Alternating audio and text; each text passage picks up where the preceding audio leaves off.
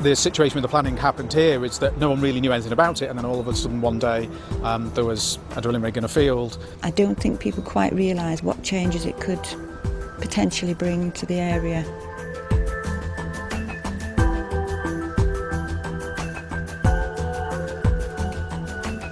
Potentially it's going to be hundreds of sites all over the country, so if it's not in your backyard now, it very soon will be. Fracking's a way of getting gas out of rocks like shale.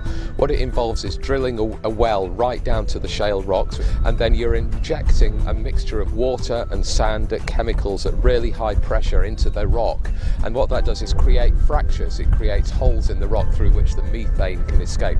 Thank you for coming. For me, it's really, really important actually to be up here, to see a little bit of what's going on, and above all to talk to you and hear from you what your concerns are. Lancashire's been blighted by the coal field and pollution for 200 years, and we just about got through it all now. And damn it, they're going to go back and do it all over again. A new, dirty industrial revolution. I can hear it buzzing all night. I have complained. He's requested the list of chemicals. Oh, okay.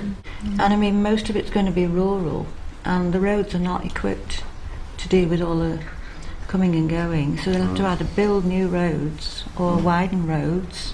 We're a local residents group trying to help people understand in the area what this would mean to them if it goes to long-term full gas production. Basically, we've just contacted people and tried to sort of spread the word and get people involved. Our view at Friends of the Earth is that fracking is an incredibly dangerous and quite unnecessary path to go down. All the evidence from the United States is that it causes local environmental impacts like water pollution, taking too much water out of the ground, air pollution. We can't see as Friends of the Earth how the UK can meet its cuts in greenhouse gas emissions that it's committed to legally under the Climate Change Act if it gets more gas out of the ground through fracking.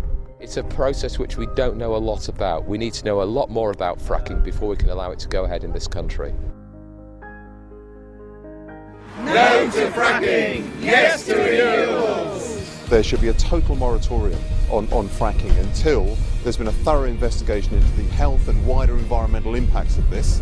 But secondly, the government cannot wait for that to invest much more heavily in energy efficiency and renewable energy. It's going down that road that is going to create much more sustainable jobs and solve the climate problem at the same time.